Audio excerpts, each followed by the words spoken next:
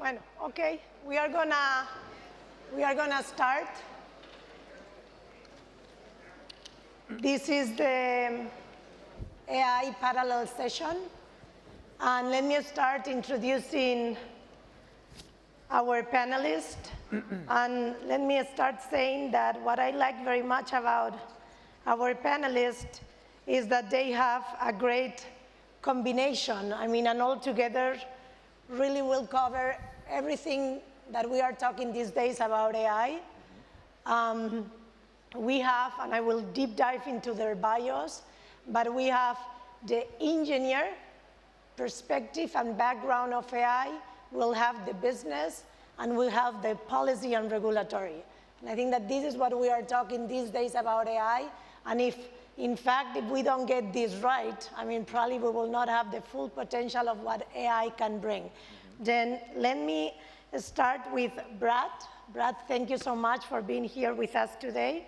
Brad is the CEO of Symphony, a leading financial market infrastructure and technology platform. You're based in New York.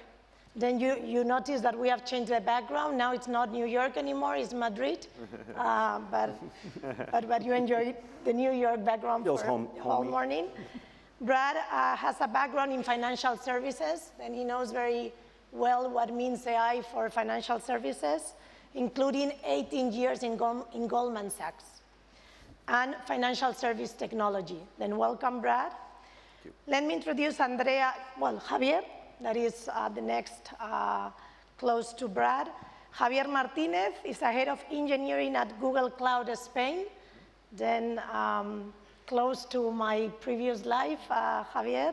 He's a telecommunications engineer with more than 20 years experience in IT.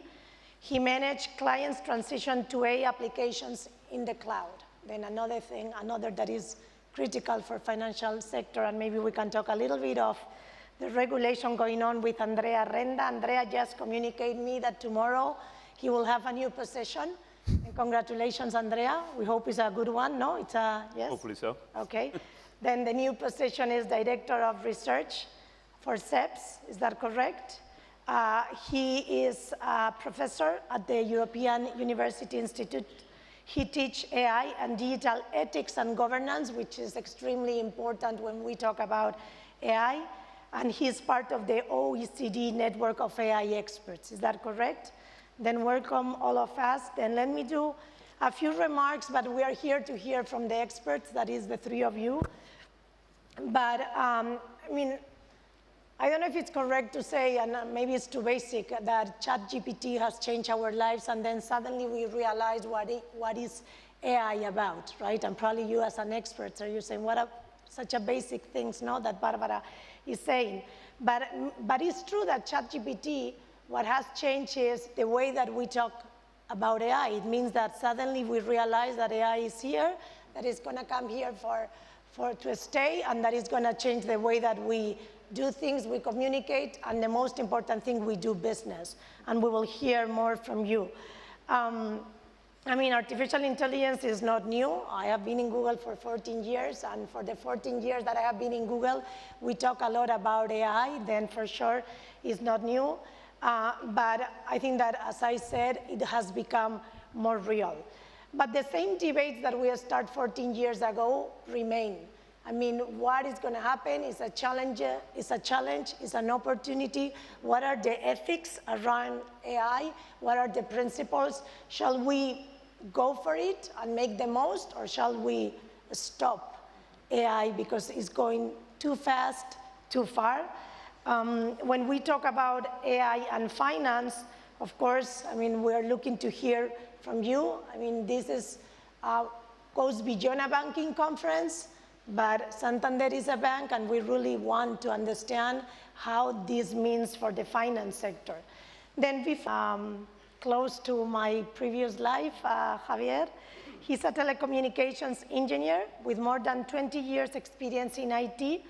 He managed clients' transition to AI applications in the cloud. Then another that is critical for financial sector, and maybe we can talk a little bit of the regulation going on with Andrea Renda. Andrea just communicated me that tomorrow he will have a new position.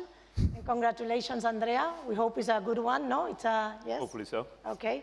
Then the new position is Director of Research for SEPS, is that correct? He is a professor at the European University Institute. He teaches AI and digital ethics and governance, which is extremely important when we talk about AI. And he's part of the OECD network of AI experts, is that correct?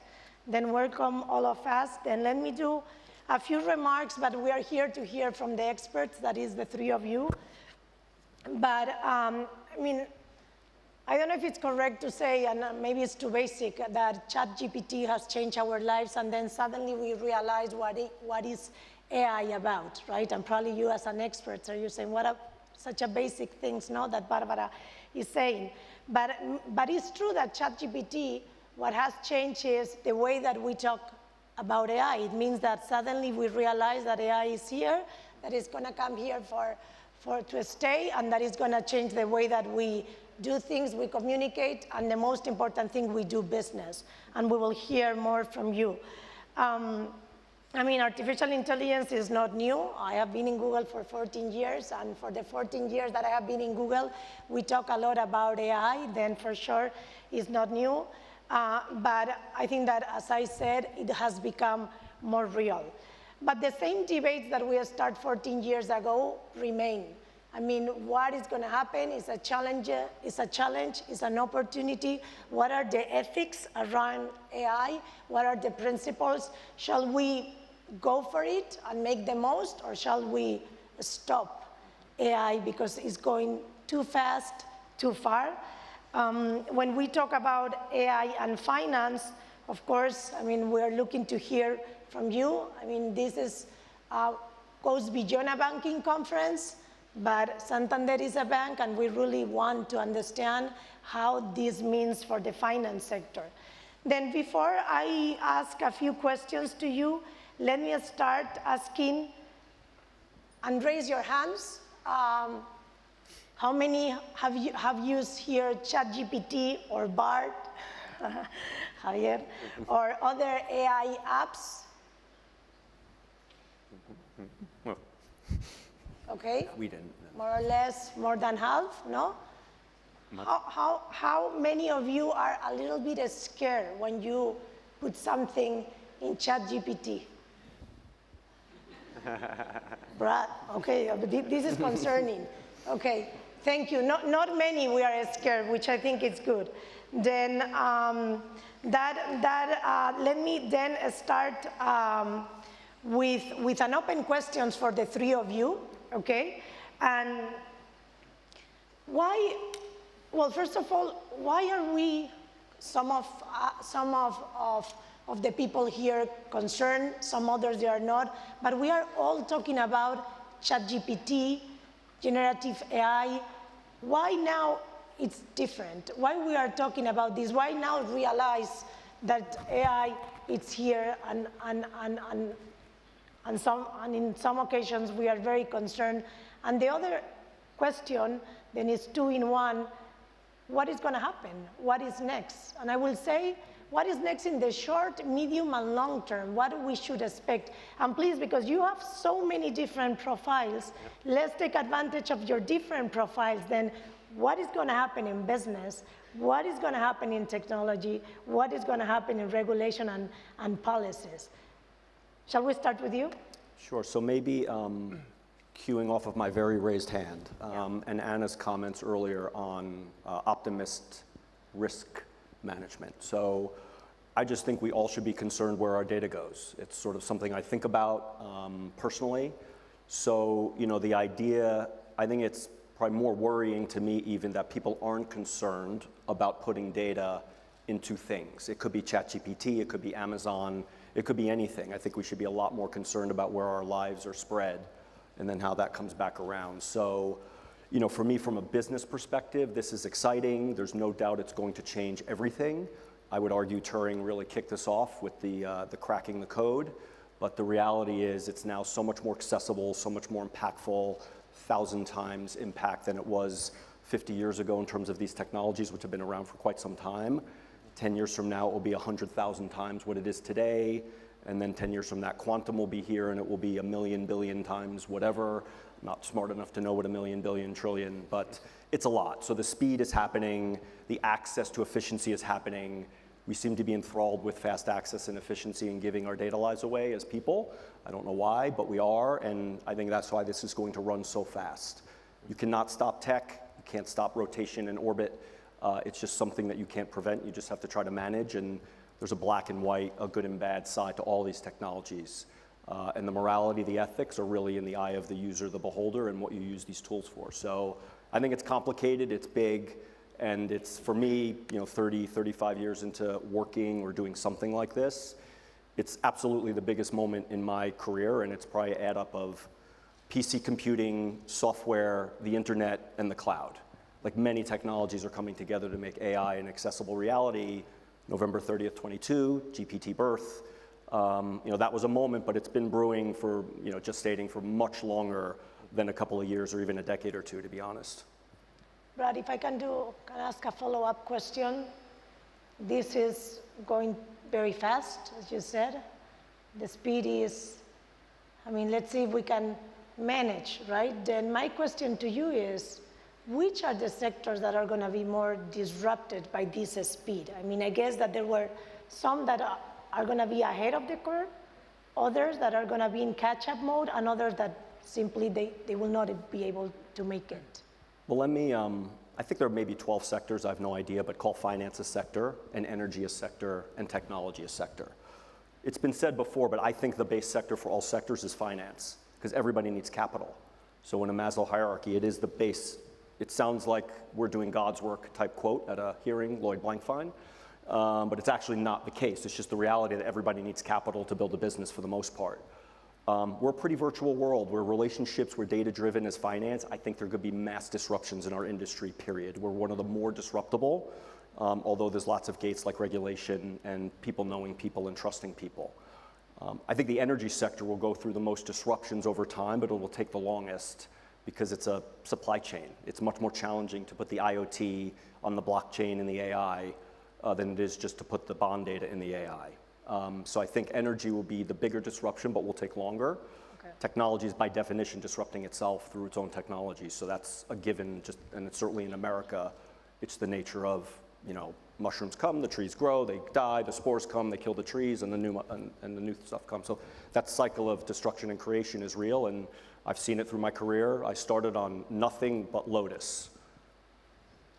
That was the software I used in 1990. Just Lotus 1, 2, 3. Lotus 1, 2, 3. People may not know what Lotus 1, 2, 3 is in the room. You have an Excel, Word, and PowerPoint, took it all out. Okay, well, thank you. We'll come back to you later.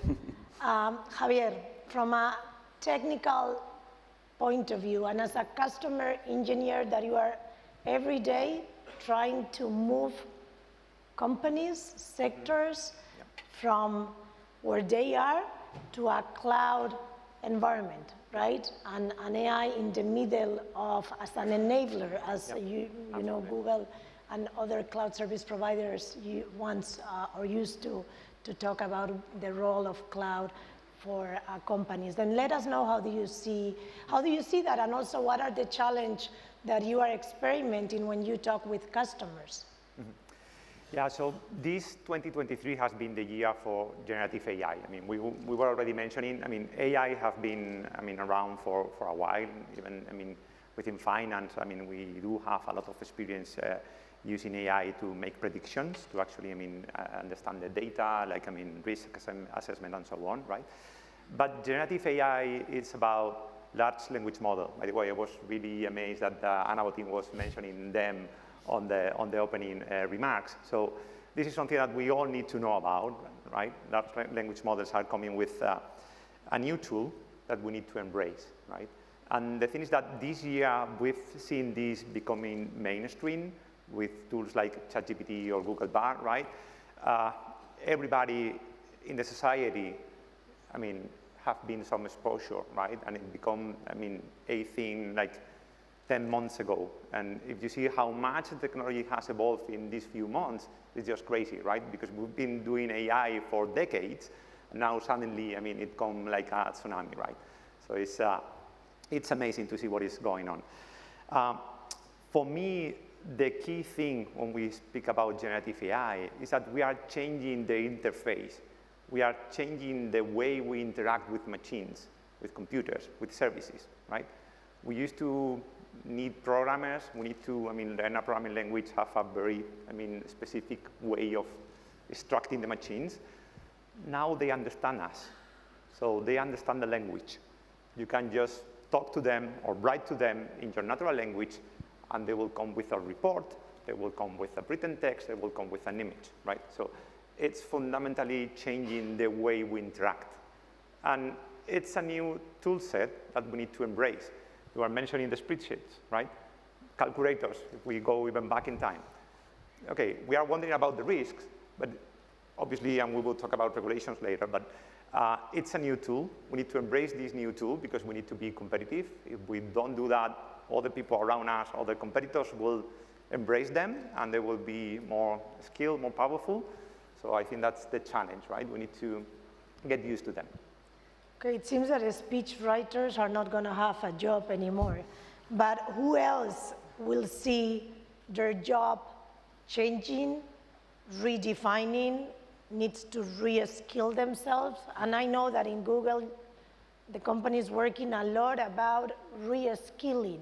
Then where is that debate right now? Yeah, that's a good point. We working on the computer science people, we've been developing this thing. You can imagine the best thing it does is programming. I'm not worried about my future, sorry. Because, yeah, it's going to be a new tool. It's going to code for me. It's going to write software for me. It's going to help and empower me, right? My job is going to change. My colleagues' job is going to change. Your jobs are going to change, right? It's everywhere because I don't think there's, almost every job out there is going to be impacted somehow by AI and generative AI. We need to embrace the change and find the new ways to, add our creativity, our value, because in the end, the humans are there to add value, right? If there's something that can be automated, let's automate it. Why not? Before we go to Andrea, and this is because you say our jobs are going to change. Can you tell us how long we have? One by one. How long we have to re-skill ourselves? You said that is going very fast. And when you say our jobs are going to change, we hear you, but I'm not sure if we believe you or if we think that it's going to be in our time life, maybe for our kids, daughters and sons. How fast this is going to come? If you have to guess, any of you, this is an open question. I think it's already here. It's 5 years. Okay. Okay. There is an agreement here. I just look at 1990, where I had sort of nothing, mainframe, cracking tapes, CD-ROM maybe. By 95, I had a Pentium, I had Excel, Word, the internet was on my desk on a Unix machine, Netscape. So that 5 years was massive, and then it took from 95 to 2012 for Walmart to have an e-commerce store. But that 5 years is going to be quite active and violent, I would say. And I was at my son's university, and the career center was asking me, what skill am I looking for across everybody I hire? And it's the prompter, hashtag. Person who can prompt something and get to that next step and iterate. Writing a document, building a model, writing software. The prompter skill is the skill, and if you're a banker that's good at prompting analysts, you're going to be gone as a managing director. Because you can just prompt yourself through your phone and build that PowerPoint in a minute, and there's no analyst working on a weekend to do that job for you in 3 to 5 years. Okay, then 5 years, I'll put on, let's put on aside if we are how we are gonna be ready, in 5 years. But let me go to Andrea, because all these ambitions about speed and change, maybe regulation will not allow, sorry, this is a very provocative question. Maybe regulation will not allow us to get that far, that fast. Then how do you see, and that's why I like a lot this panel, right? The business ambition, where this can take us, the technology reality, and then we are gonna be now down on earth with regulation and policies. what is going to happen? What is happening right now in your world? So first of all, tackling your first question on why do you think it is happening now, why it's different. I think the key difference, as was already mentioned, is that we see now AI emulating our cognitive skills and interacting with us in a different way. So we see in AI something that might potentially confuse us, and indeed it comes from us, because these are systems trained on everything that we've been creating, on dialogues, of human dialogues, you know, for years and years and years. So what is coming back to us, it's the result of our own collective intelligence, with the possibility of predicting sequences of words that come from queries, right? So the idea that generative AI is now potentially having this additional, somehow creative element, meaning that it generates something that is based on past knowledge accumulated, but still something new. It's not exactly like anything that has been done before. And I think this is something that can scare us to some extent. And it's also not a massive change in what was happening before, but it's a result of putting a human interface to something that already was a transformer model, meaning the big change between GPT-3 and 3.5 that becomes ChatGPT is the interface that is more conversational.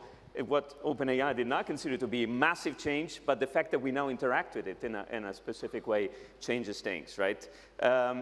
What I think is going to happen forward, and that's my provocation to you before I get back to regulation, is that I would expect, before 5 years, these systems to become much more personalized.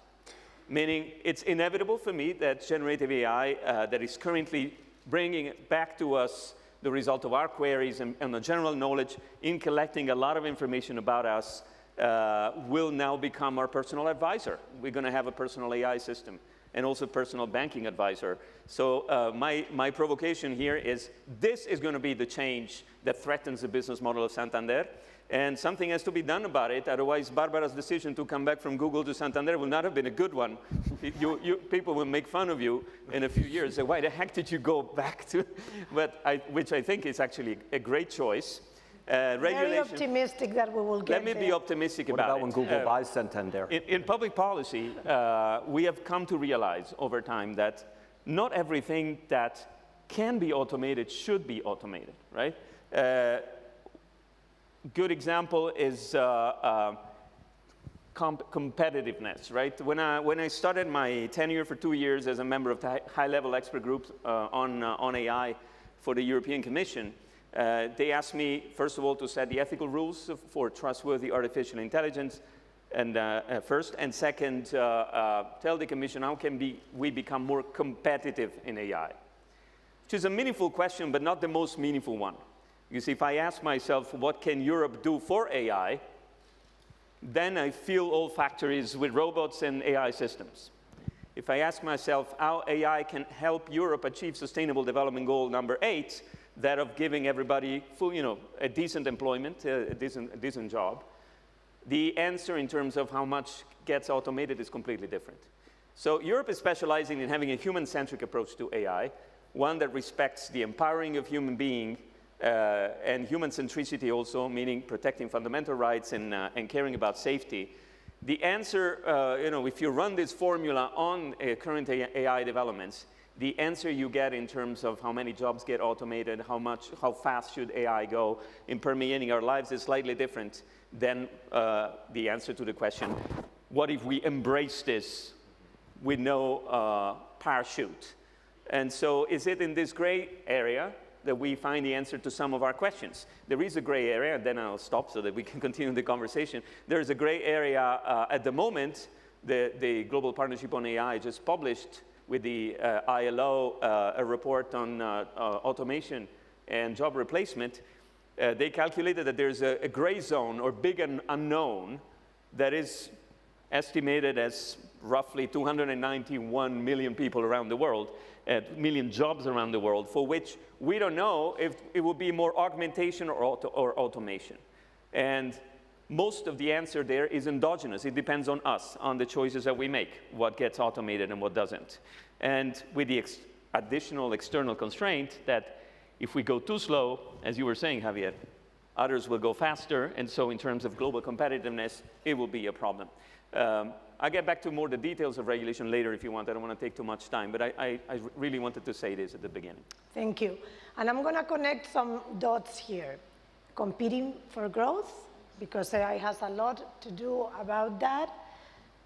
General Petro's comments about defense, warfare, and AI, and human rights, right? Because this is an important topic.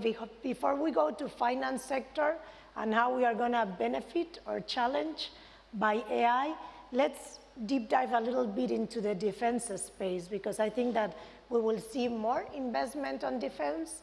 General Petro's talk a little bit about AI and defense, and it's a lot about human rights, principles, and ethics going on there. And again, I remember in my old days in Google that was a big issue, right? And it's very related with the three of you. Then, Brad, what is your, from a business perspective, where do you think that this is going to go? And if there is exceptions on when we talk about AI and the capacity of AI when it's about using for defense purposes? Yeah, and I had many triggers in the previous panels, including Anna's mentioning of AI, but I think your word personalization is important because, and I'll use the word granular or atomic.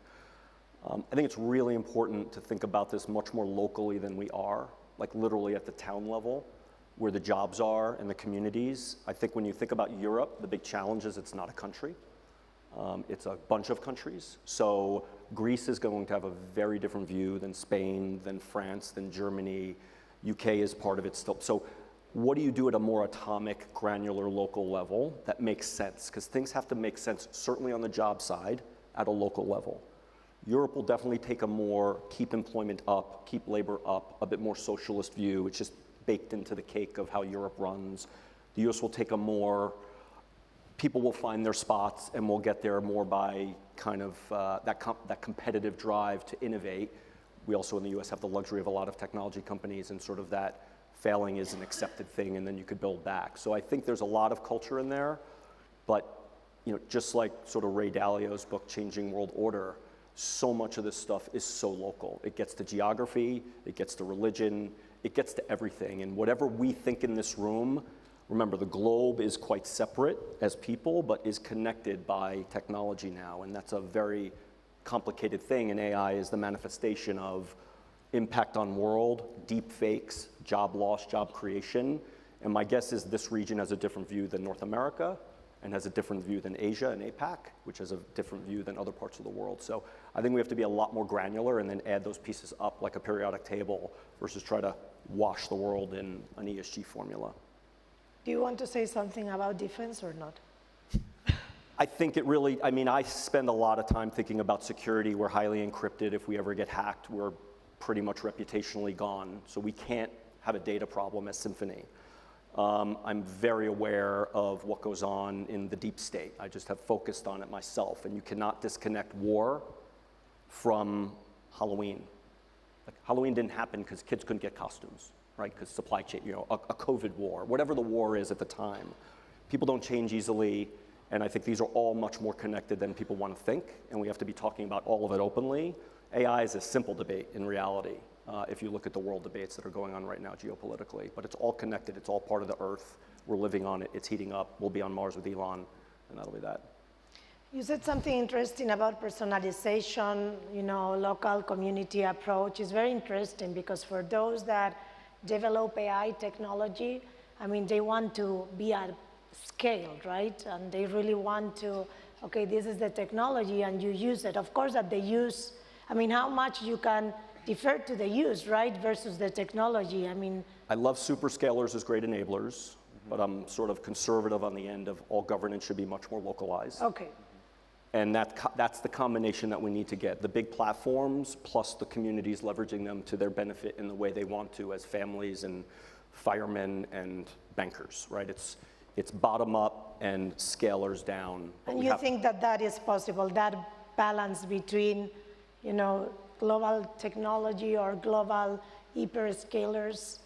I think Europe and the US has no choice to figure this out together. Okay. And the Googles, Microsofts, Apples, Metas need to think about the world, but probably should think a little bit more about working with the West and really enabling us and even securing us. You know, there's solar winds and so many things that happen out there, and they're all still many Easter eggs sitting in all of our kit. Okay. Tell me about defense. Okay, so I think it was part of the theme this morning. I was also an alferez at the Spanish Army. Okay, wow. But not an expert on defense. We have a full army here. There is a lot of... Yeah, I'm not an expert on defense at all. I do have a background. But from your professional. Yeah, absolutely. I do have a background on cybersecurity, which is also super relevant when we speak about AI and all the developments that we have. Luckily I work for a company that we decided to have our own ethics around AI.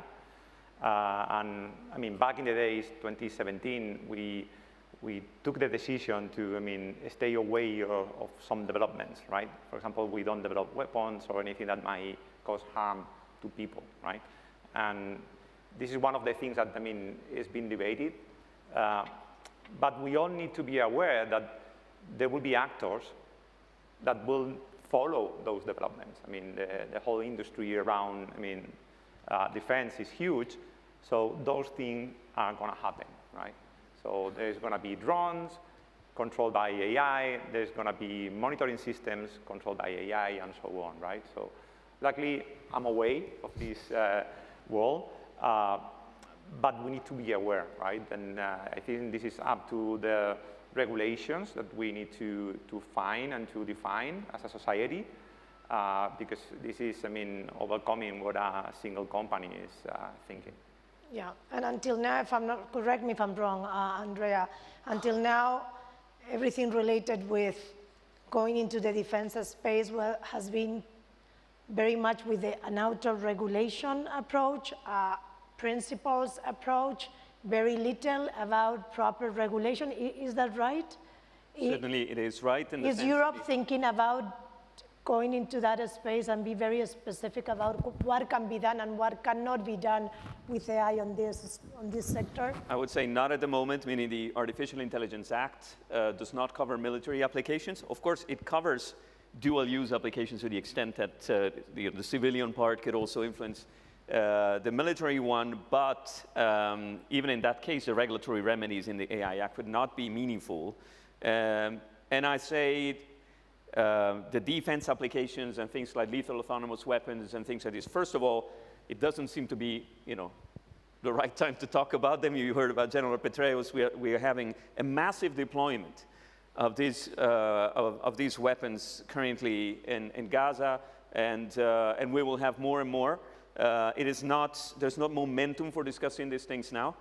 When there will be momentum again, it will be about international treaties and international negotiations, not about regulation at the domestic level.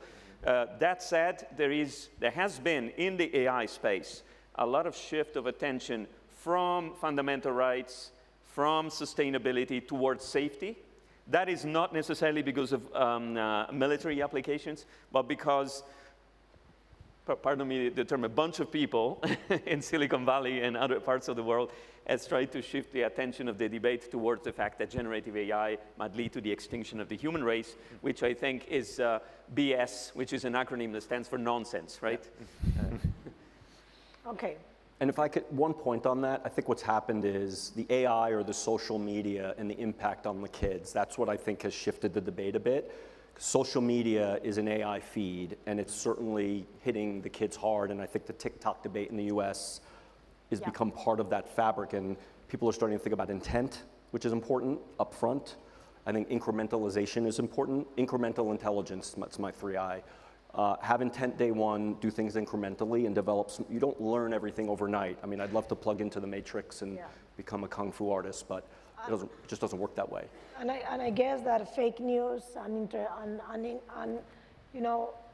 think that in the following months, we will have 60% of the countries going through elections. Then I guess that AI can play a very important role there. Fake news is relatively trivial versus deep fakes, which is truly looks like you ran a debate on stage with presidents that never happened. That's not a tweet with mischaracterizing somebody's debate. You could literally put a presidential debate on stage and put it around the world, and if people don't really have the internet, they'll think that was the Republican debate. No, and that is interesting, and in fact, something that can really impact the finance services in general, right? Then let me go to the finance service in terms of opportunities more than challenges. Please talk about challenge if you want. I would like to leave some, minutes for a Q&A, because I think that we have the opportunity to have a smaller audience. Then we will open the floor. I don't know if this was part of the agenda, but we will open the floor for questions. Okay, and there is many things, fake news, jobs, skills, but I really want to invest a little bit of time about finance sector to see if there is a bright future.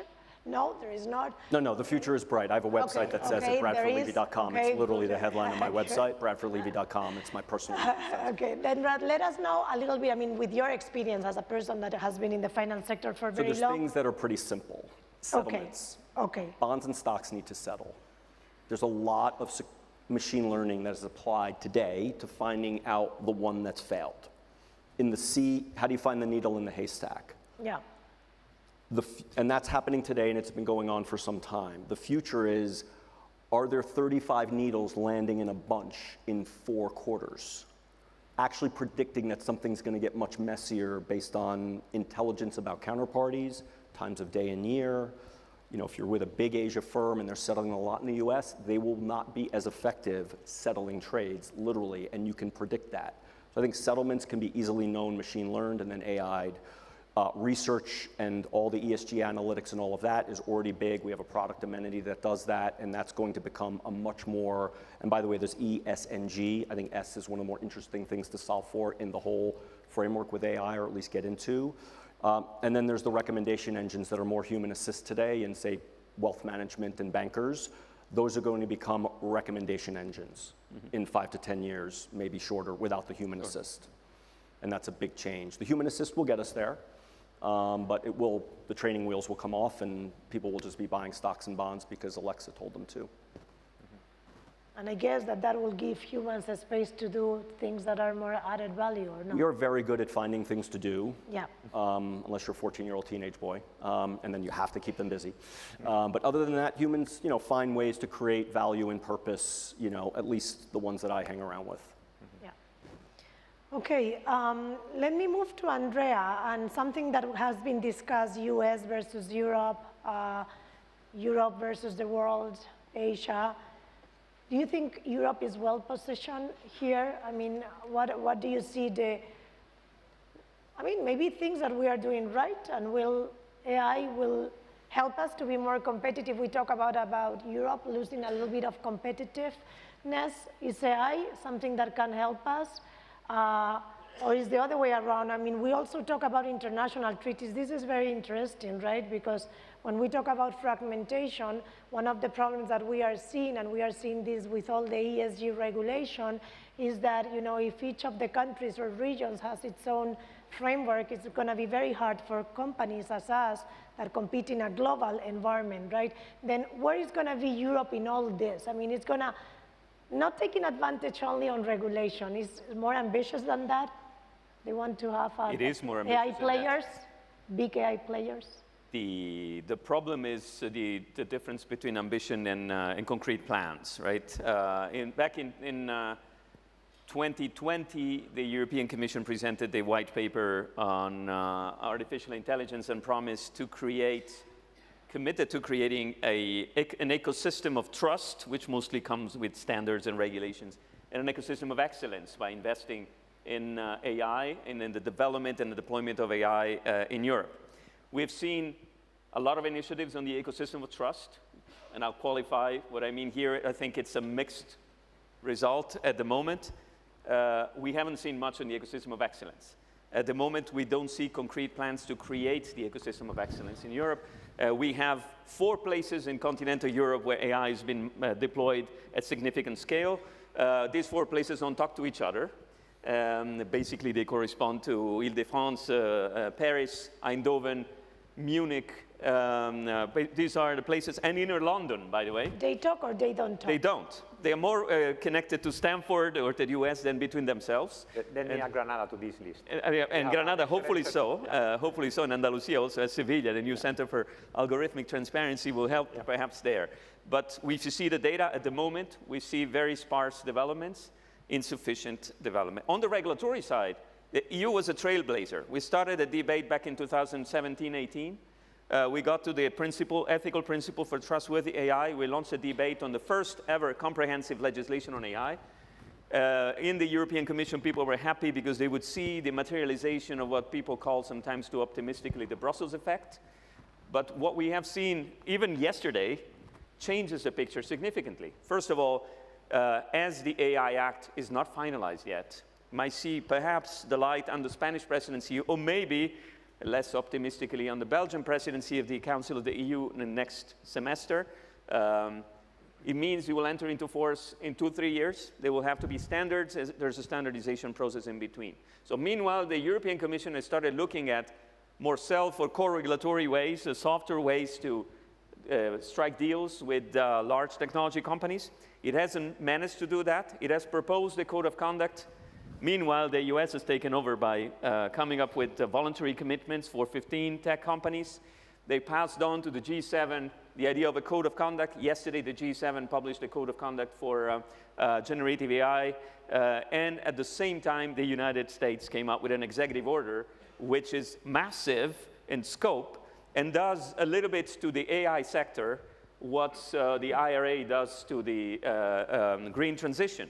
It leverages procurement power, it leverages the federal agencies, sectoral regulators, it leverages resources, it really leverages the potential to attract talent. So it uses not just a regulatory leverage, but uses regulatory, fiscal, investment, innovation, industrial policy, and thereby overtaking the EU, even on the regulatory side, which I think is a space where the EU might have to respond quickly and in a way that aligns to a large extent with the US. One area where we can do this is the Trade and Technology Council between the EU and the US, where there is a specific working group on AI.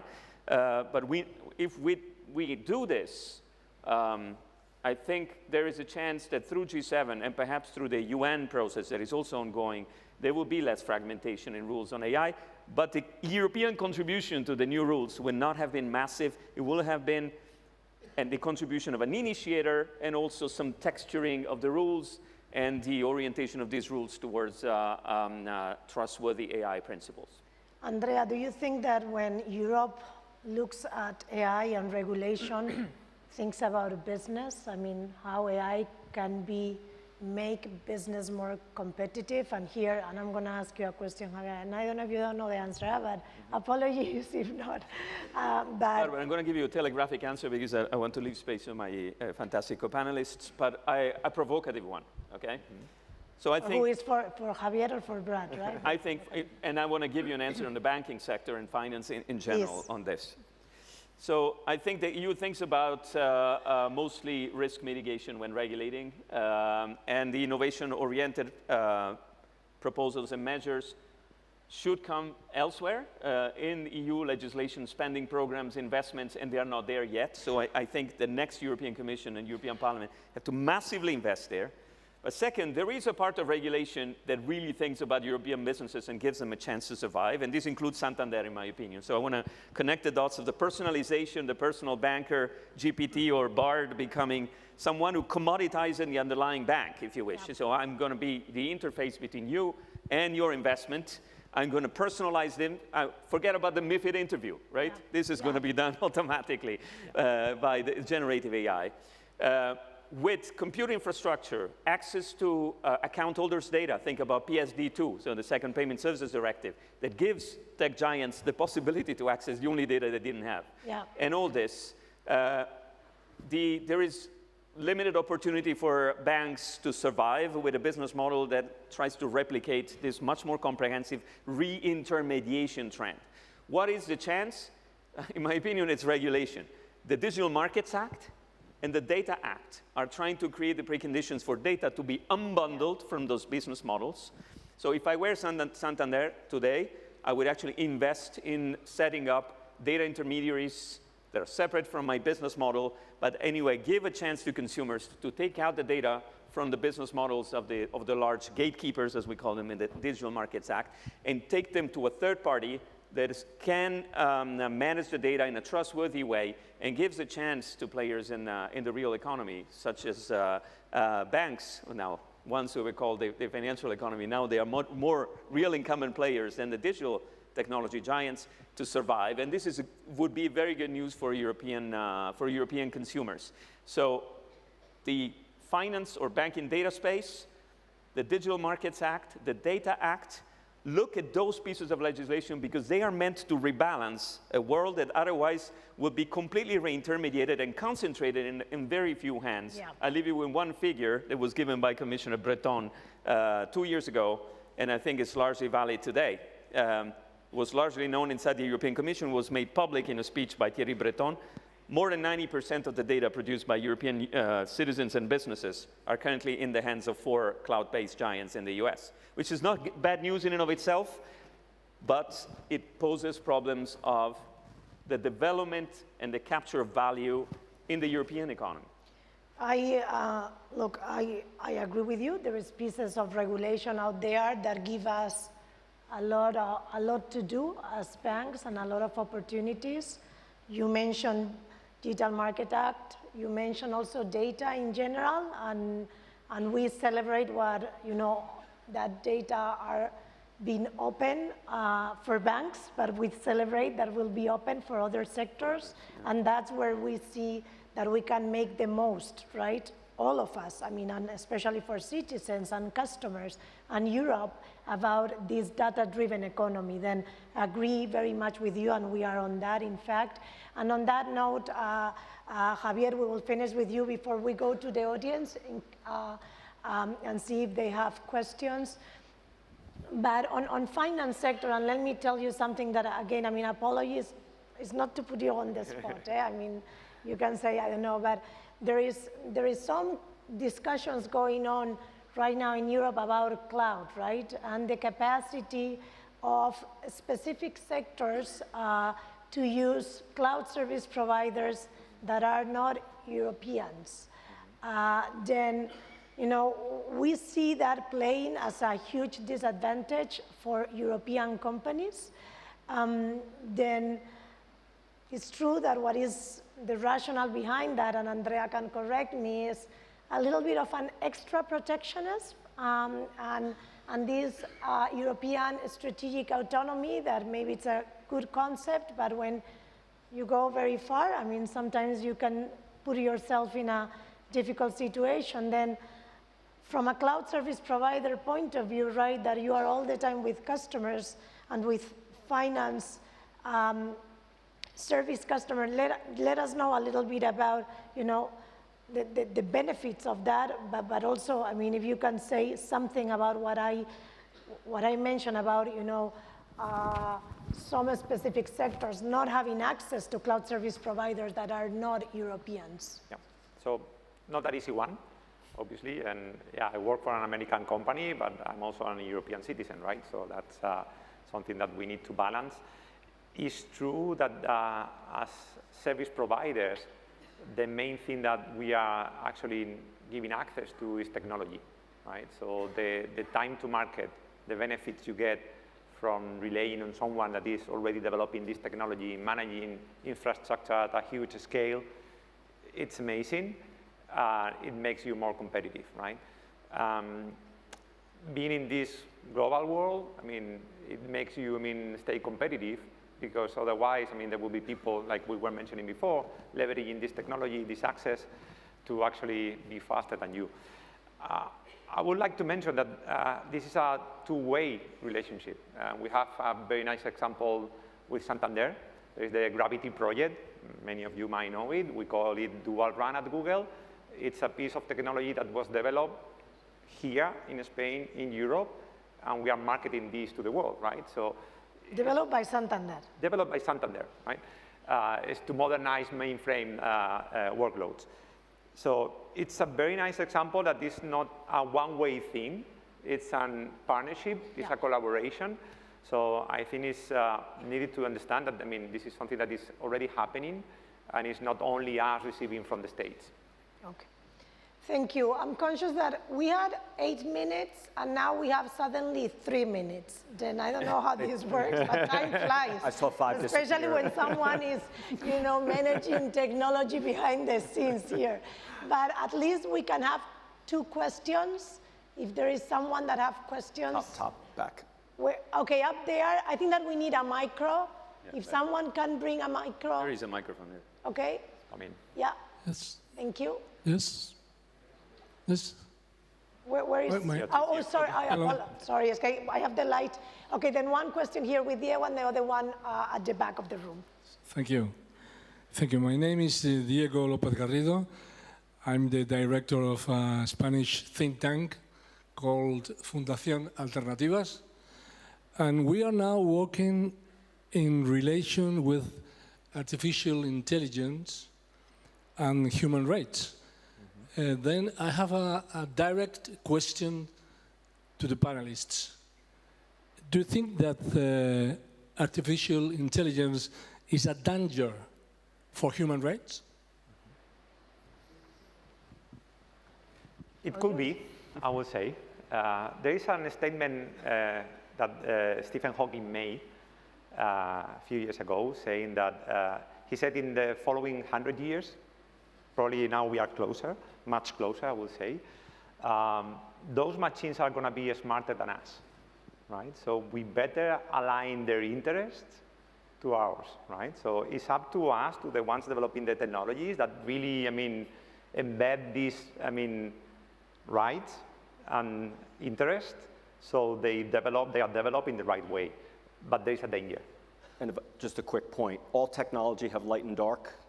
Eric Schmidt said it, if it's the periodic table assembled, iron, magnesium, mercury, they can give you life and kill you in different assemblies and quantities. So all technologies can be used by bad people to do bad things, and then some just technologies have a bit of a disruptive force and can impact humans on the planet. So all technologies, it could be what Da Vinci did was build a tank many, many years ago that became a tank. And so I think we just have to figure out all technologies are light and dark, and we have to assume that up front and not think we can regulate it or monitor it away. I agree that bad uses of artificial intelligence are certainly a threat to human rights. Uncontrolled and uncoordinated uses of artificial intelligence can also be. So even without the bad intention, a danger to human rights. I was asked this question by the European Commission in 2020 because I did this study that was the impact assessment of the Artificial Intelligence Act. They were asking me, is it just about discrimination, or are other fundamental rights potentially affected? If you look at the emerging evidence already back then, basically all human rights, all fundamental rights are affected and potentially compressed or enhanced and protected in a more effective way if you use properly artificial intelligence. Okay, we have one last question because now it says 0, 0, a lot of zeros here. Then the last question, yes? Yeah, hi everyone. Yeah, so kind of leading on from that human rights element, one of the live debates around the ethics of AI is around kind of bias and discrimination. So on a basic level, if you ask ChatGPT to draw you a nurse, it will draw you a woman. How is this risk being mitigated? And if it's not mitigated, what do you think the impact will be on the rollout of AI in financial services? I can, of course, take it, but well, how is it being mitigated? There is already pressure on the private sector to mitigate that. Google is a good example. They had principles on this since many years, or years before legislation started to emerge. In the EU legislation, the AI Act singles out specific applications of AI that are considered to be high risk and subjects them to a sort of a conformity assessment process, which looks at ways to mitigate risks of discrimination. Now, while this legislation is pending, and similarly the US new executive order looks at that, the blueprint for an AI Bill of Rights in the US does that, many of the other legislative frameworks around the world, all the way to the UNESCO recommendation on the ethics of AI, try to limit that. What you see in practice as these frameworks are still pending or being finalized, many countries, it's not just China. You know, I can mention the Netherlands, but also in Spain there's been some evidence. Governments are using ways to profile people that potentially are discriminatory.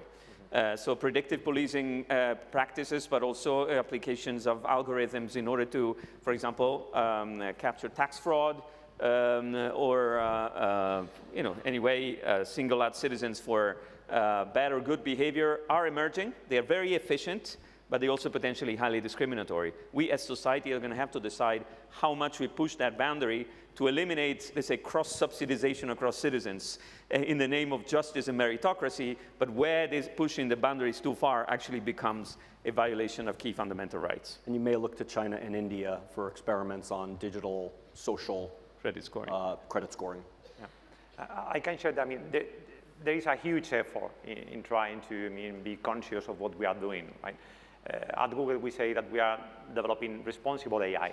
So many times we are not the first to market because of the effort that we are taking to actually make sure that the data is not biased, and we have, I mean, a diverse set of people working for a particular project. So it takes an effort. Obviously, we are not perfect.